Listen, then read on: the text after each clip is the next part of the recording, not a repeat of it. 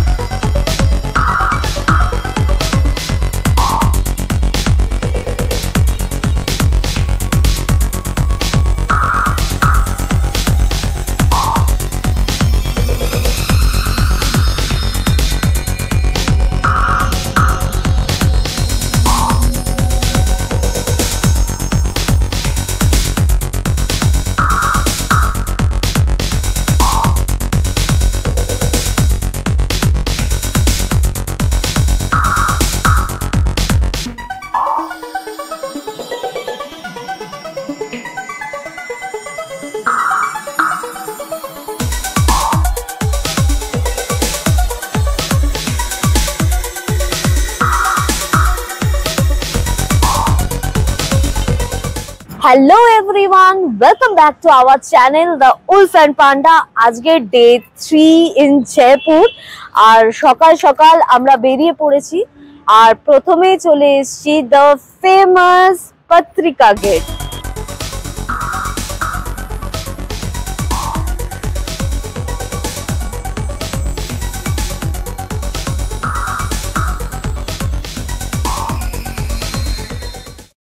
যেখানে ফটো সেশনের জন্য ইনস্টাগ্রামের জন্য মানে একদম জাস্ট ভাইরাল।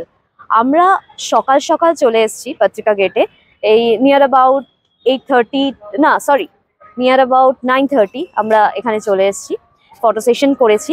এখানে অনেক ফটোগ্রাফারও রয়েছে যারা তোমাদের ফটো তুলে দিতে পারবে মিনিমাম চার্জ নিয়ে, এন্ট্রি কোনো ফিজ নেই। আর মেনলি যেটা হচ্ছে এখানে জয়পুরের ফেমাস ফ্রিস্কো পেন্টিং যেটা, সেটা এখানে পুরো পেন্ট করা রয়েছে এবং প্রত্যেকটা কর্নার ভীষণ ভীষণ ফটোজেনিক।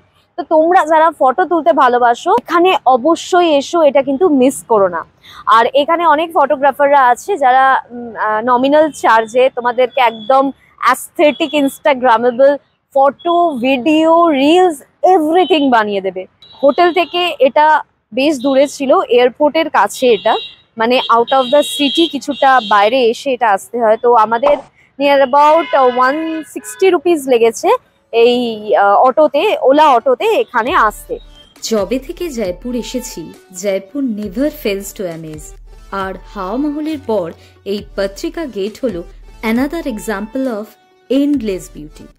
রাজস্থানের সমৃদ্ধ ঐতিহ্যকে সম্মান জানাতে 2016 সালে renowned media company Patrika group এই গেটটি তৈরি করেন এবং 2020 সালে আমাদের PM নরেন্দ্র মোদী এই পত্রিকা গেটের উদ্বোধন করেন।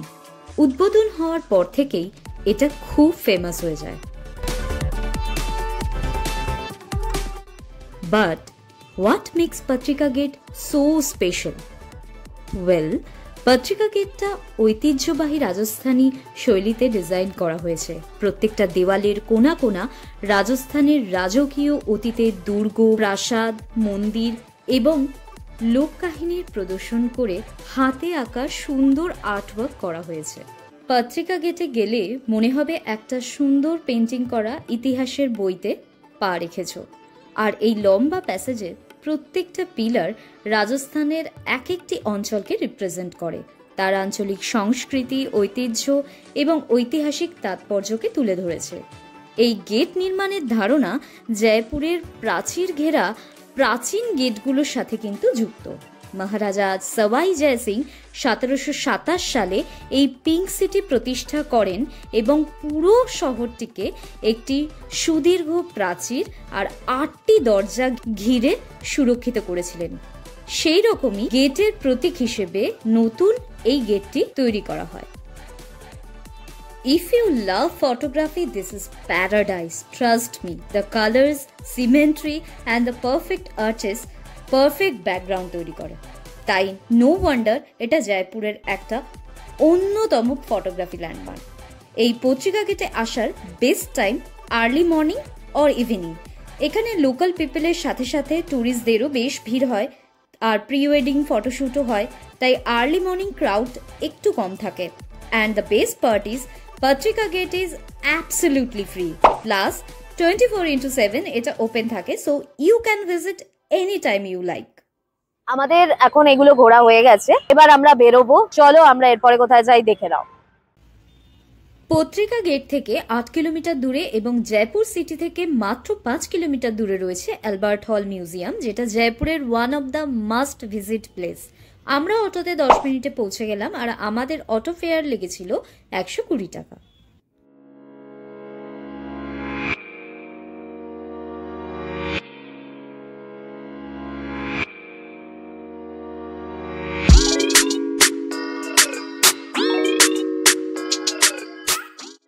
Albert Hall Museum, Jaipur's Central Museum and also known as State Museum of Rajasthan, যেখানে জয়পুরের হিস্টোরিক কালেক্টেবলসের সাথে সাথে আরও নানা দেশের এবং 4th সেঞ্চুরির নানা হিস্টোরিক্যাল ইনফরমেশন রয়েছে। মিউজিয়ামটা বেশ বড়, তাই পুরোটা দেখতে কিন্তু 1 ঘন্টা মতো টাইম লাগবে।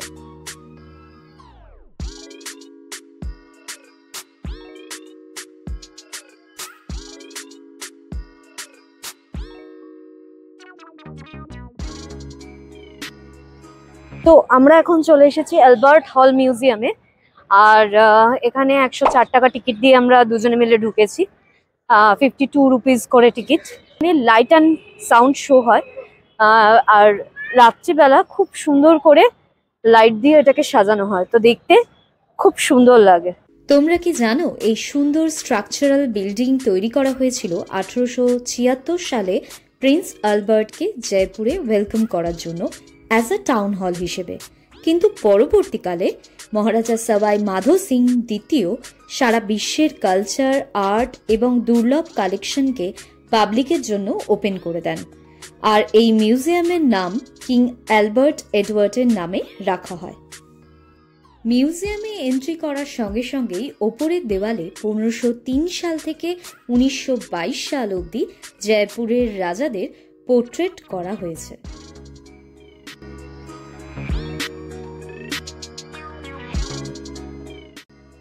মিউজিয়ামে বিশ্বের বিভিন্ন প্রান্তের কালেকশনের পাশাপাশি পুরো বিল্ডিংয়ের স্ট্রাকচার আর ডিজাইনে রাজপুত, মুঘল আর ইউরোপিয়ান কালচারের প্রভাব দেখতে পাওয়া যায়।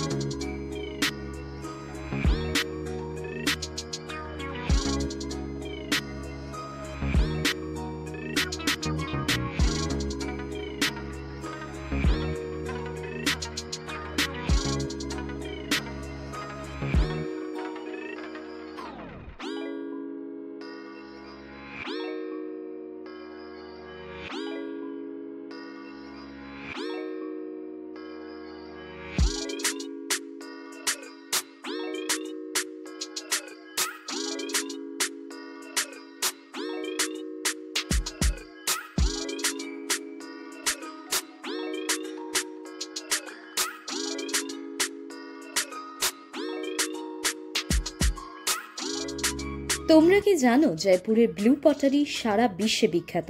অ্যালবার্ট হল মিউজিয়ামে সংরক্ষিত রয়েছে দুর্দান্ত ব্লু পটারি সংগ্রহ, যা তার সূক্ষ্ম কারুকার্য এবং অন্যান্য নকশার জন্য পরিচিত। এখানে রয়েছে বিভিন্ন ধরনের ফুলদানি, থালাবাটি, টাইলস এবং ঘর সাজানোর অন্যান্য সামগ্রী, যা রাজস্থানের ঐতিহ্যবাহী কারুশিল্পের পরিচয় দেয়। এই পটারি তৈরিতে প্রাকৃতিক উপাদান যেমন কাঁচের গুঁড়ো, কাদামাটি এবং বিশেষ ধরনের রঞ্জক ব্যবহার করা হয়, যা এটিকে অনন্য করে তোলে।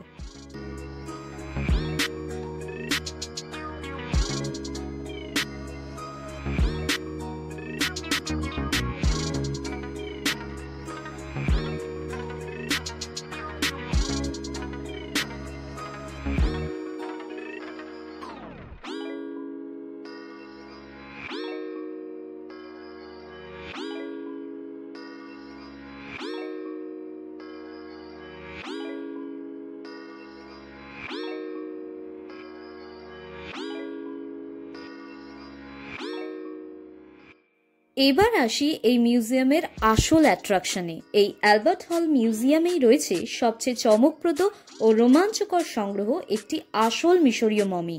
এই মমিটি প্রায় 2300 বছরের পুরনো এবং ধারণা করা হয় এটি তুতু নামক এক মহিলার, যিনি ছিলেন প্রাচীন মিশরের আখমিম শহরের এক পুরোহিতের কন্যা।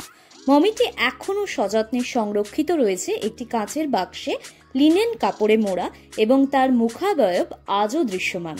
ভারতে খুব কম মিশরীয় মমি আছে এবং অ্যালবার্ট হলের এই মমিটি অন্যতম সেরা অবস্থায় সংরক্ষিত। এটি 1887 সালে major general sir Swinton Jacob দ্বারা মিশর থেকে আনা হয়। ভাবতেই অবাক লাগে এমন একটি ঐতিহাসিক নিদর্শন ভারতে সংরক্ষিত রয়েছে।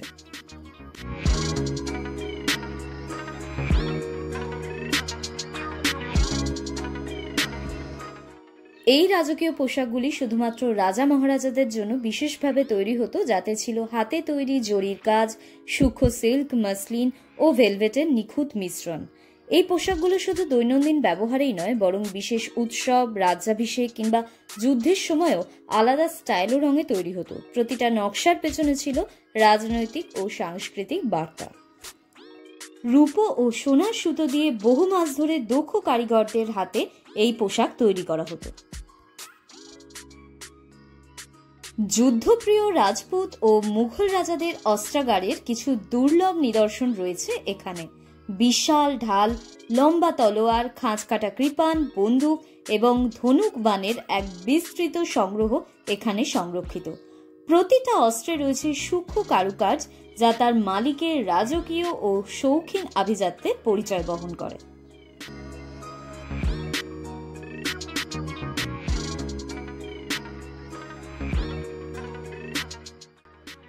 আমার মতো তোমাদেরও যদি অর্থনীতির ইতিহাসের প্রতি ইন্টারেস্ট থাকে, তাহলে এই মিউজিয়ামের মুদ্রা সংগ্রহ অবশ্যই দেখতে হবে।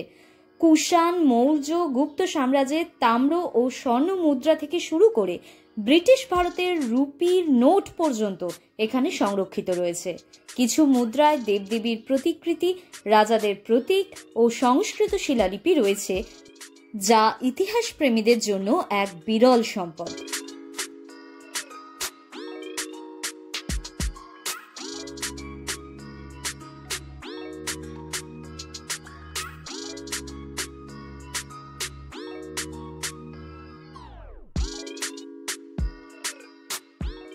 মিউজিয়াম থেকে বেরিয়ে অটো নিয়ে আমরা চললাম আমাদের পরের ডেস্টিনেশন হাওয়া মহলের দিকে। তো আমরা এখন চলে এসেছি হাওয়া মহলে।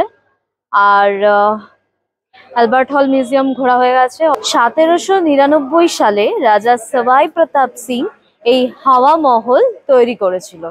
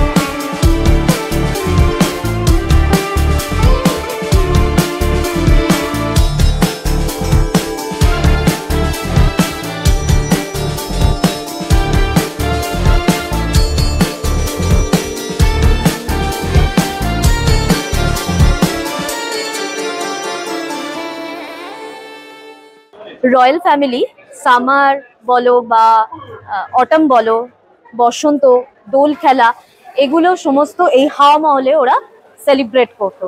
সামারে রানীরা এখানে আসতো, এখানে থাকতো, আর দোল খেলা হতো এখানে, খুব বড় করে দোল খেলা হতো এখানে। হাওয়া মহলের এন্ট্রি টিকিট পড়েছিল 52 টাকা করে পার পারসন।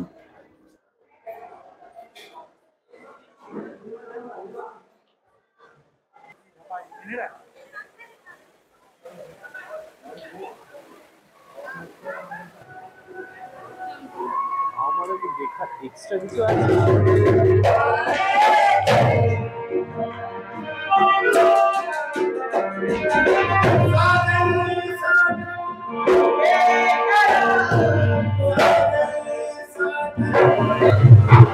হাওয়া মহলে এরকম 5 তলা, তো তো প্রত্যেকটা তলায় যাওয়ার জন্য এরকম র্যাম্প করা আছে। তখনকার দিনে তো রানীরা এত ভারী ভারী জুয়েলারি পরতো যে তারা কিছু করে যেতে পারতো না, হেঁটে যেতে পারতো না, প্রচন্ড ভারী হতো। তো সেই জন্য এই র্যাম্প তারা ইউজ করতো, তাদেরকে পালকি করে, কখনো হুইল চেয়ারে করে নিয়ে যাওয়া হতো।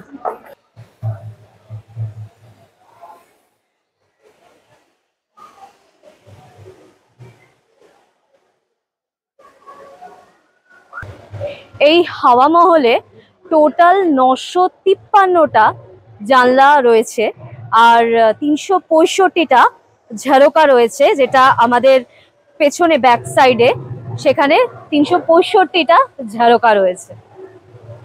আর সব থেকে মজার কথা হলো এই পুরো হাওয়া মহলটা উইদাউট এনি ফাউন্ডেশন, কোনো ভিত ছাড়াই পুরো তৈরি করা হয়েছে। 5 তলা হাওয়া মহল, কোনো ভিত নেই।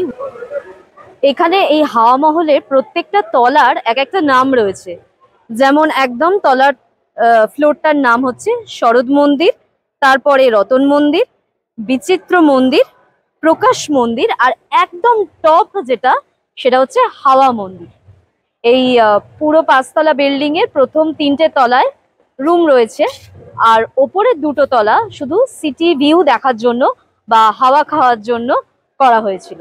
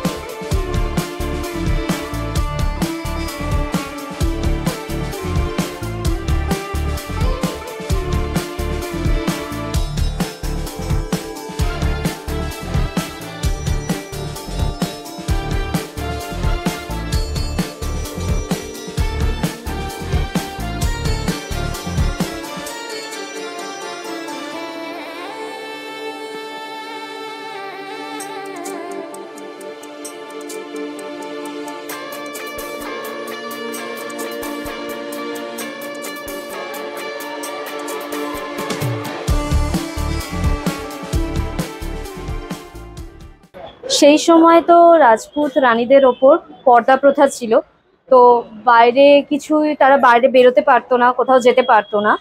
তো সেই জন্য ওদেরকে এরকম একটা জালি আর এরকম জানলা করে দিয়েছিল, যাতে বাইরের সমস্ত কিছু ওরা দেখতে পারে, কিন্তু বাইরে থেকে কেউ ওদেরকে দেখতে পাবে না। আর এই জানলাগুলো এতটাই ছোট যে বাইরে থেকে সত্যি কিচ্ছু দেখতে পাওয়া যায় না। এত যে লোক এখানে পুরো ভর্তি, কিচ্ছু বোঝা যায় না বাইরে থেকে, কিন্তু ভেতর থেকে কিন্তু পুরো সিটির পুরো যা যা হচ্ছে এভরিথিং দেখতে পাওয়া যায়। তো রানীরা এই জানলায় বসে হাওয়া খেত, একদম টপ ফ্লোর এটা হাওয়া মহলের, আর এই জানলা দিয়ে সমস্ত সিটির হাজিং বাজিং সমস্ত কিছু তারা দেখত।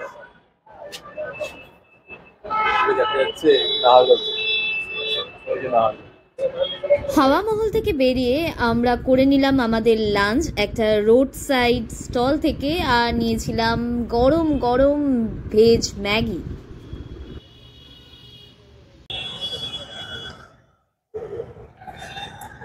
তো আমরা হাওয়া মহল থেকে এখন সিটি প্যালেসে চলে এসেছি। এটা 10 মিনিটসের ওয়াকিং ডিস্টেন্স।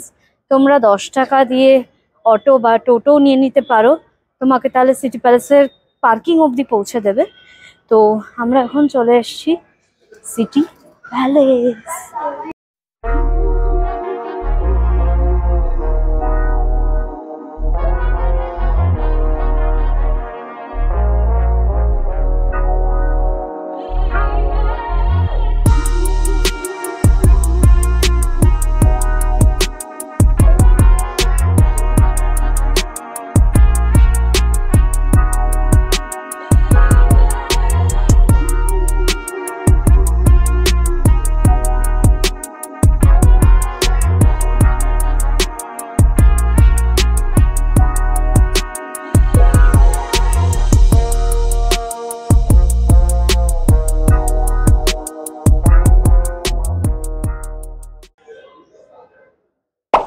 প্যালেসে আমরা টিকিট কাটার জন্য চলে আসি, আর এখানে 300 টাকা থেকে 3000 টাকা অবধি নানা ক্যাটাগরির টিকিট পাওয়া যায়। 300 টাকা হচ্ছে নর্মাল ভিজিট আর 3000 টাকার রয়্যাল ট্যুর হয়। তো আমরা 300 টাকারই পার হেড টিকিট কেটে নিয়েছিলাম।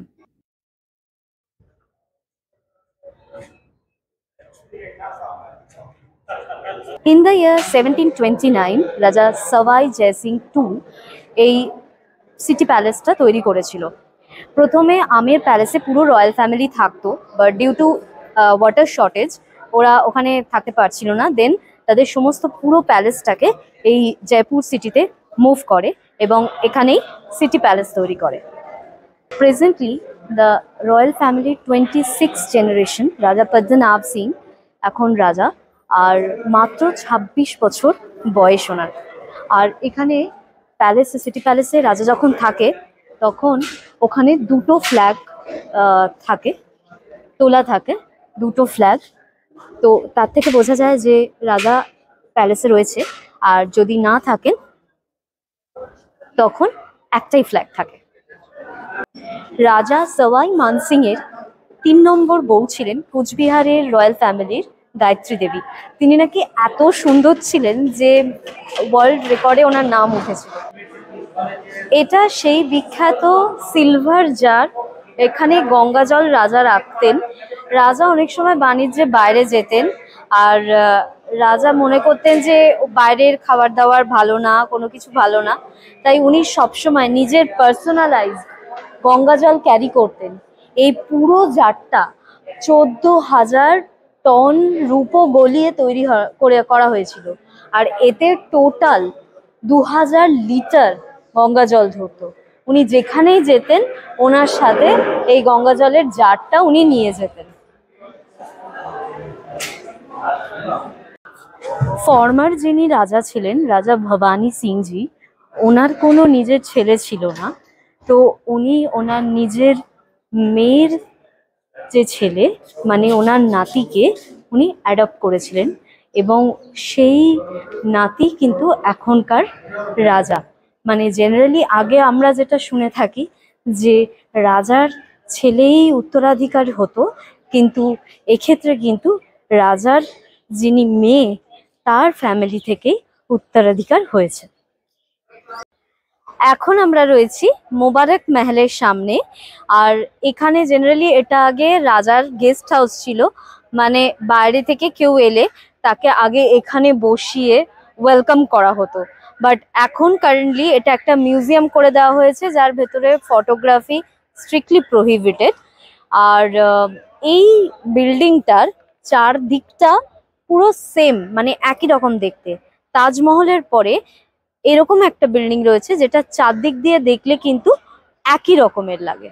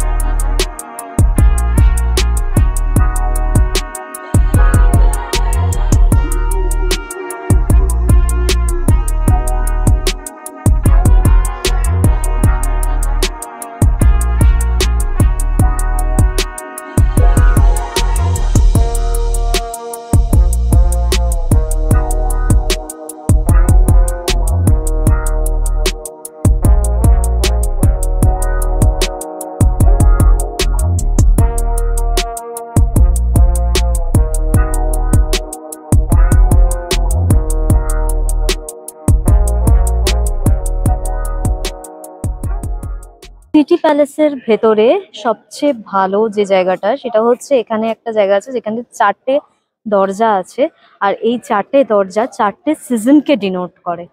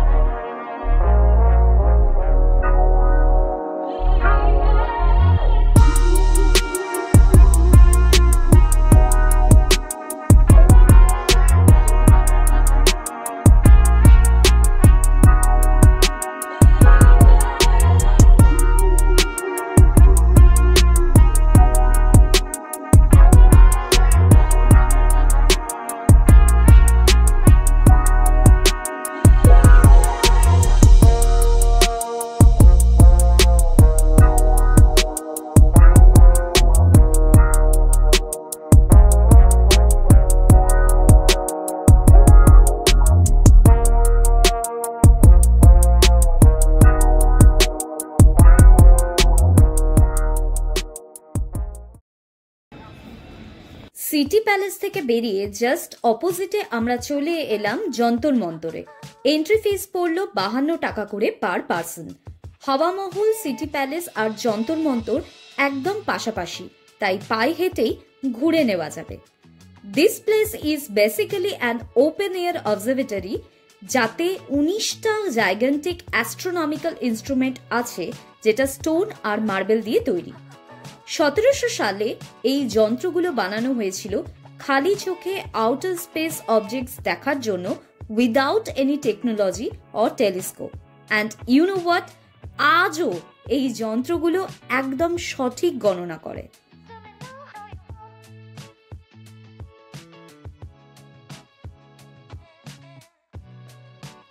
(1734 সালে রাজা সওয়াই জয় সিং দ্বিতীয় জয়পুরের সাথে সাথে এই যন্তর মন্তরেরও প্রতিষ্ঠা করেন।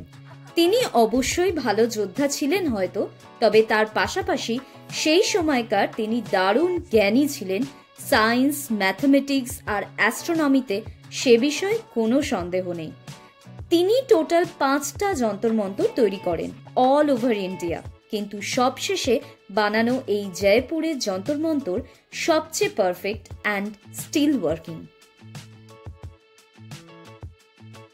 সম্রাট যন্ত্র, জয়প্রকাশ যন্ত্র, রাম যন্ত্র, এরকম 19টা ইনস্ট্রুমেন্ট আছে যা দিয়ে সানের position, time, zodiac sign, astrological chart, everything calculate করা যেত।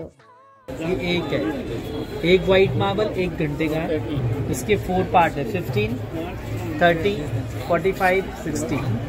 इसका दादा আমরা একজন গাইড নিয়ে নিয়েছিলাম, কারণ যন্তর মন্তর ঘুরে দেখতে একজন নলেজেবল গাইডের দরকার, otherwise just stone and Waals.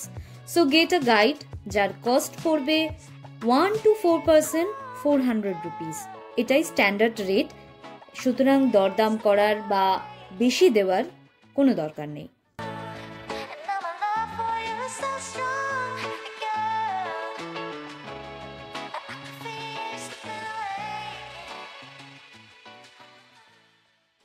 সারাদিন ঘোরাঘুরির পর এখন চলে এসেছি আমাদের লাস্ট আজকের স্পটে, আর সেটা হলো জলমহল। জয়পুরে এসেছো আর জলমহল দেখবে না, তাহলে তোমার জয়পুর ঘোরা কিন্তু ইনকমপ্লিট। জয়পুর শহরের কেন্দ্রে মানসাগর লেকের ঠিক মাঝখানে দাঁড়িয়ে আছে এই ম্যাজিক্যাল প্যালেস জলমহল। 18 শতকে মহারাজা মাধো সিং এই জলমহল তৈরি করেন শিকারের জন্য, রেস্টিং বা হান্টিং হাউস হিসেবে। এখানে কোনো থাকার ব্যবস্থা ছিল না। এখানে মহারাজা এবং তার অতিথিরা রাজকীয়ভাবে বিশ্রাম নিতেন, আমোদ করতেন, আর সেই সময় আশেপাশে প্রচুর পরিযায়ী পাখি আসত। আর বলাই বাহুল্য, এই লেক ছিল হরিণ শিকার করার আদর্শ এলাকা। এই প্রাসাদে 5টি তলা আছে, কিন্তু সারপ্রাইজিংলি বর্ষাকালে 4টি তলা পুরো জলের তলায় চলে যায়, শুধু ওপরের তলা দেখতে পাওয়া যায়। জলমহলের স্থাপত্য রাজপুত আর মুঘল স্টাইলের মিশ্রণ। এই প্যালেসের ছাদে শৌখিন বাগান তৈরি করা আছে। 1980 সালে মেইনটেনেন্সের অভাবে জলমহলের অবস্থা খুব খারাপ হয়ে গেছিল। তারপর গভর্নমেন্ট থেকে নতুন করে রেস্টোরেশনের কাজ করা হয়, কিন্তু এই প্রাসাদ সাধারণ দর্শকদের জন্য কিন্তু এখনো খোলা হয়নি। সারাদিনের জয়পুর ঘুরে যখন আমরা পরন্ত বিকেলে এই জলমহলের সামনে এসে দাঁড়ালাম, এখানকার ঠান্ডা হাওয়া, পাখির ডাক আর ছবির মতো সুন্দর সূর্যাস্তের আলো মনটাকে একদম ভালো করে দিল। জলমহলের সামনে রাস্তার ধারে ছড়িয়ে আছে জমজমাট লোকাল মার্কেট, যেখানে রাজস্থানী কাঠের খেলনা, পাথরের নানা রকম জিনিসপত্র, ফ্রিজ ম্যাগনেট, হ্যান্ডিক্রাফটস পাওয়া যায়। তবে বার্গেনিং কিন্তু মাস্ট। আর খাবারের কথা তো বলতেই হবে, গরম গরম কচুরি, গোলগাপ্পা, জলেপি, কুলপি, দারুণ দারুণ সব লোভনীয় খাবার।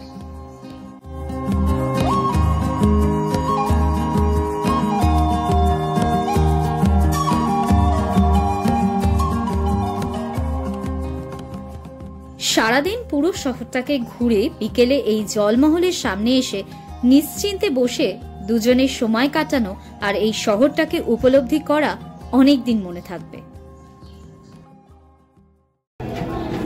আমরা জলমহল থেকে বেরিয়ে এলএনবিতে স্ন্যাক্স খেয়ে তারপরে হোটেলে ফিরে ফ্রেশ হয়ে নিয়েছি। আর আমাদের যেহেতু কালকে ট্রেন আছে তো সেই জন্য ট্যাকিংও পুরো করতে হলো আর কি। তো মোটামুটি মোস্টলি প্যাকিংও ডান। এখন আমরা ডিনারে এসেছি আমাদেরই হোটেলের ইনহাউস রুফটপ রেস্টুরেন্টে। অ্যান্ড আমাদের এই জয়পুর ট্রিপটা আজকেই শেষ, তবে আমাদের ফুল ট্রিপ এখনও শেষ হচ্ছে না। কোথায় যাচ্ছি সেটা জানার জন্য আমাদের নেক্সট ব্লগটা দেখতে হবে। আর ভিডিওটাকে আর কন্টিনিউ করছি না, ভিডিওটাকে শেষ করে দেবো। কিন্তু তোমরা ভিডিওটাকে লাইক করো বস, লাইক করতে বেশি খরচা লাগে না, it's free. So please do like. And নতুন যদি আমার চ্যানেলটা তোমাদের চোখে পড়ে তাহলে সাবস্ক্রাইব করতে ভুলো না, সাবস্ক্রাইব করে আমাকে সাপোর্ট করো। Share my content. Next blog নিয়ে আমি খুব তাড়াতাড়ি আসছি। কোথায় যাচ্ছি সেটা অবশ্যই তোমাদের সাথে জানাবো। আমাদের ট্যুর এখনও শেষ হয়নি। চলো।